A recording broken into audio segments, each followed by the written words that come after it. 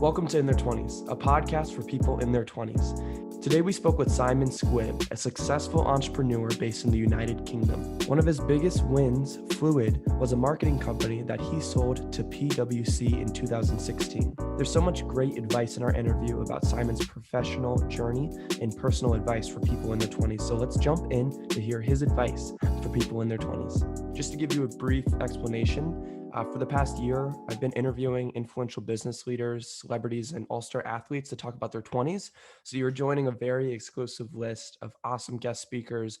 We recently interviewed Ev Williams, co-founder of Twitter, Jason Calacanis, angel investor, Tim Hardaway Sr., who's NBA all-star, played alongside Michael Jordan and also against Michael Jordan. Beto O'Rourke, who ran for president last year. So, we've just been trying to extract the best advice for 20-somethings during a very turbulent time. I understand, we're all going through a lot right now. There's a lot of uncertainty with the pandemic on a global level, but I just noticed this general trend of a lot of people in their 20s, my peers and friends, were just searching for answers to their questions, the correct path they should be taking right now. There's just, again, so much anxiety. So I said, okay, well, why not interview people that have really done amazing things and just found success in their own way, wide array of industries, and just, again, talk about their personal advice for 20-somethings. Sounds good. I'm ready. Perfect. So Simon, to begin, I'd love, and we do this for our episodes, would love to just get your name, where you're from, where you're calling from as well, and just a quick bio about yourself. Sure. Yeah. Well, my name is Simon Squibb. I'm presently based in London.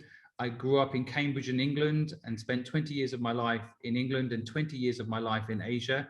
I spent the last 20 years in Hong Kong, and I retired at 40 years old and moved back to London from Hong Kong and initially became a full-time father. I now have a 3-year-old. And when the pandemic hit, I was reading about two things. One, how the pandemic was going to affect particularly young people in their ability to find a job. And then I was also reading about the effect of technology and how it's going to displace so many people that would otherwise have got a job, and how technology is going to change how we go to work. And it struck me that I needed to do something to make these two potentially negative things a positive thing. And my positive twist is that don't wait for a job, create one for yourself. So I've started a philanthropy project called the Purposeful Project with a mission to help 10 million people start a business of their own and not let technology disrupt them, not let a pandemic disrupt them, and allow people to find their purpose and do what they love every day. And so that's what I'm on a mission to do now, help people who want to start a business do that, those that have a business succeed. And that's my mission today.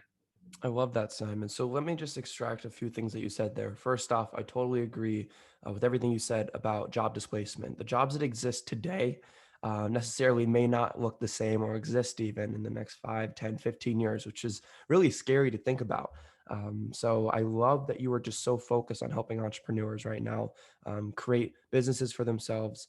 And I've noticed that is a common theme of a lot within your professional journey. You've really been focused on helping entrepreneurs.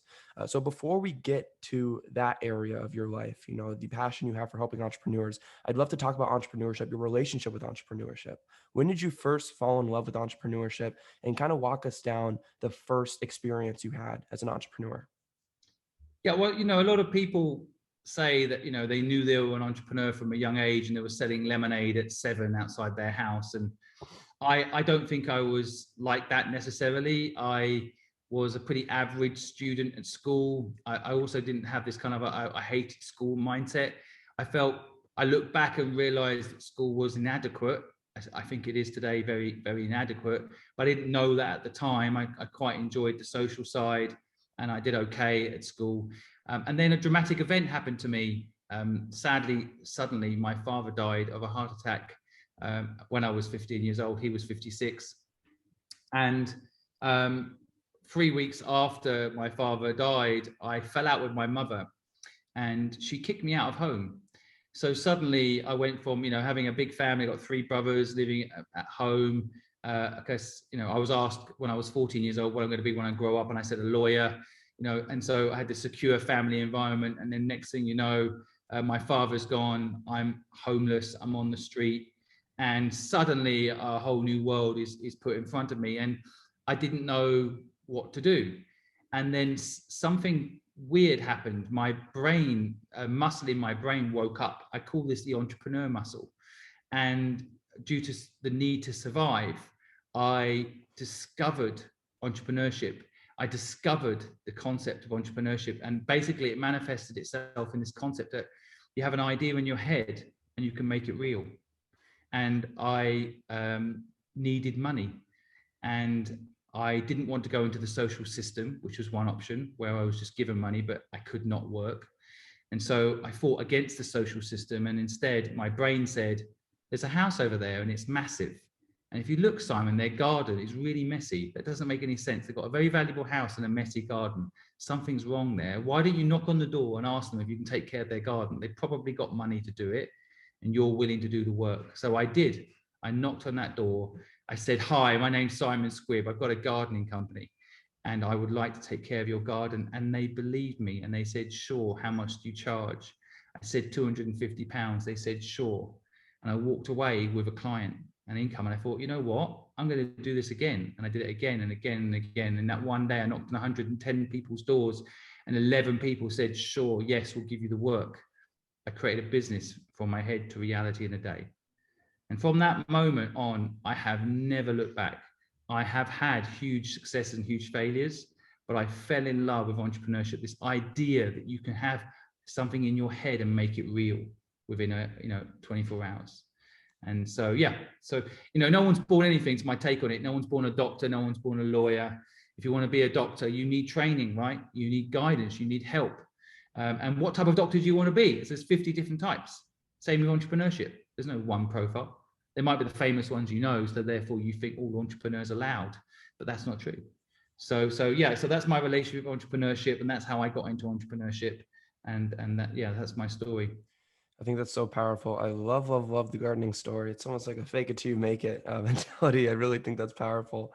And I think that so many 20-somethings, just young people, through desperation, comes these really powerful things that we get involved with. So I love that is your story into entrepreneurship. You really turned something so negative into a positive, and of course was able to change the trajectory of your life. And speaking of big wins, I'd love to talk about Fluid. I'd love for you to just give the audience, a quick overview of what Fluid is, and how you led to success there. Sure. Well, I've had 19 companies in total in my career that I have started. 13 of them I've started with no money. Interestingly enough, the ones I've started with no money have been the most successful. And one of my recent successes, I guess, is a company called Fluid. It was the largest independent creative agency based out of Hong Kong. And in 2016, I sold it to PwC, PricewaterhouseCoopers, for more money than I'll ever need.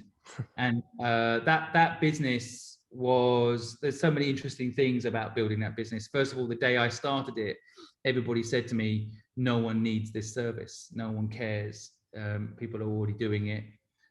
You've got competition, blah, blah, blah. But what I had that I think that people didn't realize is that I had a passion for doing the business. I love creating marketing campaigns. I love helping businesses do well. And no one could match our passion for that mission. And so, yes, we had competition. Yes, we had well-funded competition, but they didn't win. We did, because we were passionate and we had purpose. So, I'm very proud of building that company up. I built it up from my front living room into this really, successful business. I did not do it on my own. Important to highlight. No one can build a business on their own. We all need help. I think the strongest people on this planet ask for help. And so I got a lot of help along the way. One of the key partners in that business was a lady called Helen Griffiths. She was a designer. Without her, the business would not have worked. But so that's Fluid. Fluid is now part of PwC, and I'm very proud of that business. But it's given me. But I had many failures as well along the way. Fluid was one of my companies that was successful, so that's the one that always gets into the headlines. But I've had many failures that I'm equally proud of. Of course. So two things I want to pivot with, the questions with this response. First off, a lot of people that we've interviewed, I've noticed this, common theme where, they had so much hate or just, a lot of people in their inner circle would tell them not to follow a certain passion. They wouldn't find purpose from doing this. They wouldn't find success from doing this, but they really pushed forward and of course became the best poets of the country or, different, these just were able to tap into these different industries and do super well, whether it's entrepreneurship, creative thinking, sports, even. So, my first question is, how do you, as a 20 something, push through that? So many people telling you don't do this, don't follow this, these haters, quote unquote. How do you push through that? Yeah, I mean, there's lots of different elements to this. Again, I caveat with this is what worked for me doesn't mean it will work for you, right? Mhm. But I think that it's important to surround yourself with like-minded individuals. There's a reason that places like Silicon Valley do so well. It's because you're surrounded by people that are failing all the time. Therefore, you don't mind failing. You don't mind trying. So I think it's important to surround yourself with people that are going to love you no matter what. And I think it's important to have people that will also, be honest with you and give you feedback. But I think that's very different from planting seeds of doubt in your own abilities, for example, or putting their own weaknesses and fears on you. And I would then say, once you've got the people around you sorted, the right people around you, I think the other thing is sometimes to be clear on your own vision. And no matter what people say. So when people were saying to me, Simon, there's so many people doing what you're doing already. There's so many. I'm like, good. It proves there's a market, right? So it's always like basically always looking at the positive side of the negative comments. If there's lots of people doing it, it means there's a market, right? Mhm. So anytime someone would say, oh, you're not going to make any profit, you might be right. Let's see. And then when we did make profit, it was a bonus, It's kind of like playing on people's negative thoughts and seeing them as almost like fuel for your rocket ship, is how I sometimes view it. That's powerful. Yeah. So I mean, I think that's my basics. I think that it's a very complicated subject how to ensure that you push through the naysayers, but it comes, I think, from an inner hunger. I think this is very important to build up your inner hunger. And sometimes you can build up your inner hunger by having enjoyable small meals.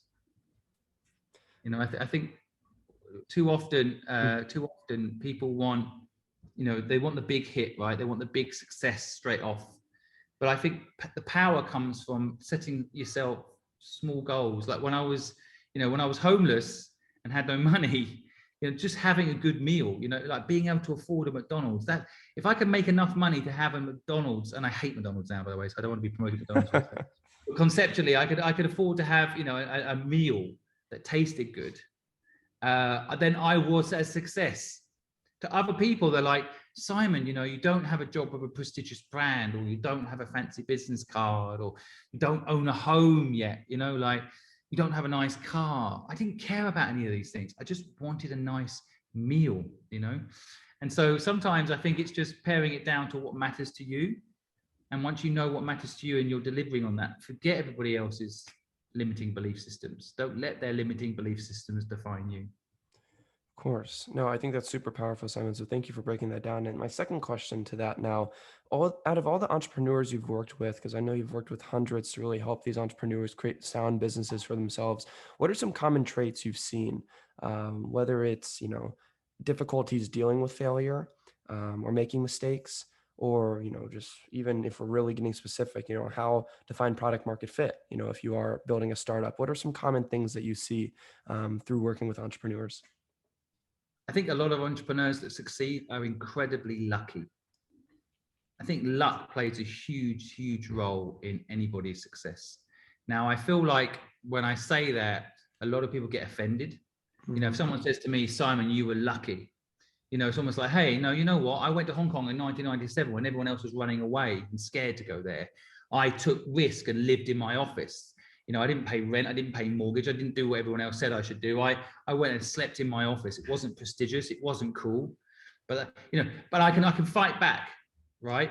But the truth is I was lucky, right? If I look at my moments in life, they were and everybody that's ever been successful, they're being honest, this is the truth. There's always like, you're 1 second away from bankruptcy and 1 second away from being successful. You can go either way. You know, COVID's a good example. That hits, you know, some businesses it's helped boost. They didn't plan it. And other people's businesses are completely destroyed. They didn't plan it.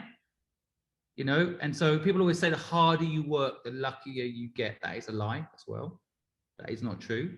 Some of the most successful people I know are paced. They work smart, not hard. You can't survive long term if you work hard. In fact, I know a lot of people that follow that mantra, you know, work hard, work hard, work hard. They keel over, you know, and then what? 2 or 3 years of repairing your health. You can't work at all. If you're lucky, if you can repair your health. So I think luck plays a huge role in people's success. It's an underrated element of life.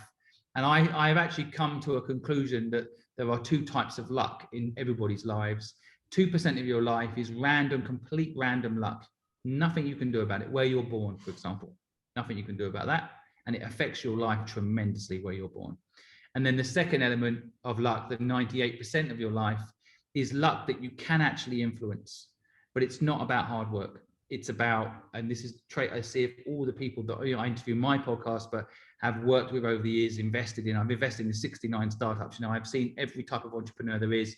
And these are the traits of the ones that win. 1, they're persistent.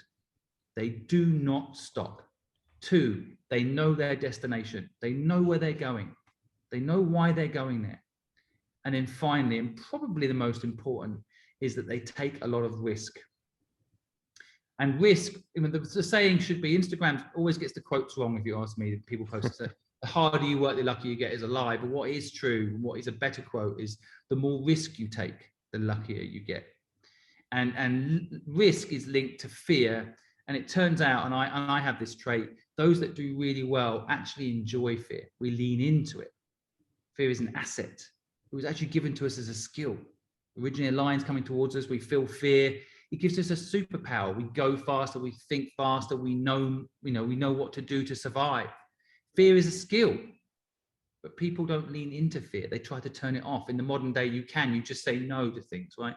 Don't feel fear anymore, it's gone. Mistake. Fear makes you stronger. It is an asset. So those are the traits I see in successful people. I love that, Simon. You have to be a risk taker. You have to know where you're going.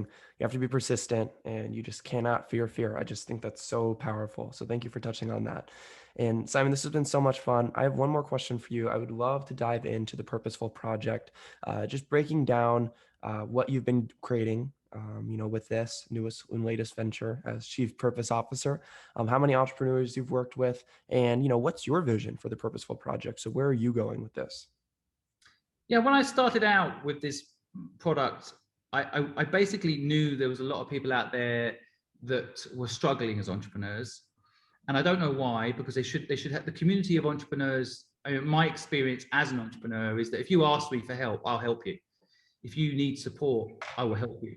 And most entrepreneurs are like that because we've all had hard times. We all know what it's like. And so I wanted to build something where people didn't feel alone. And there was a sense that you could come and ask anything and get help, and no one was going to judge you, and any question was okay. And so I set about thinking about what that would look like. And then I started thinking about what services we could offer at scale. And our model is we do not charge people for help. It's very important to me that we don't charge people for help, because I don't want people to fall into a funnel and get upselled on, things. It's about bringing, and it's also about helping, frankly, the poorest in society. And they can't afford a £10,000 or $20,000 course, to learn business. And so I wanted people to have access to this knowledge for free. Mm-hmm. So then, basically one part is building out mentorship at scale. So that's why we interview the world's most successful entrepreneurs and they share how they did it. That is mentorship, insight for people, and how people started businesses with no money, how they found their co-founder, how they got market share, how they knew they had a good idea, how they found an idea, all of these things that people ask every day when it comes to business. So we interview those people to get that knowledge into people's hands.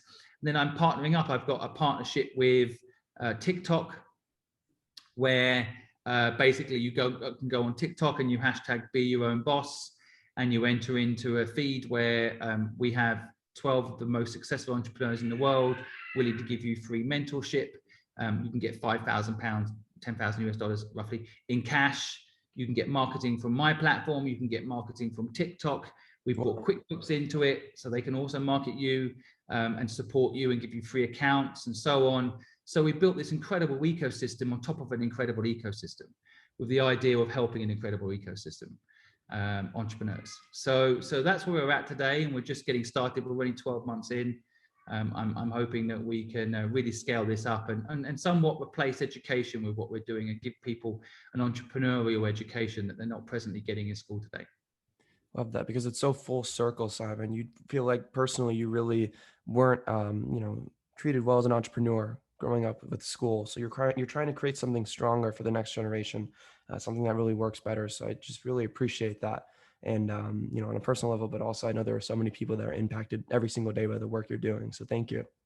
I appreciate you saying that, and it means a lot. Thank Yeah. you very much. Yeah, it is full circle. Sometimes you've got to be a bit selfish and do this for selfish reasons. I'm going back to help that 15-year-old me, because there's still a gap. No one helping people that want to start a business. So yeah, there's a selfish reason in doing all this, and it's helping that younger me. Now I can. Of course. Well, Simon, again, thank you so much for taking time out of your day and busy schedule, to speak with me on the In Their 20s podcast. I'm super excited to share this one. I just love having these people like you come on and just share their personal perspective, background, and just keys to success. So there are, again, so many skills that people will be able to take from this interview and, of course, be able to change the world themselves. So thank you.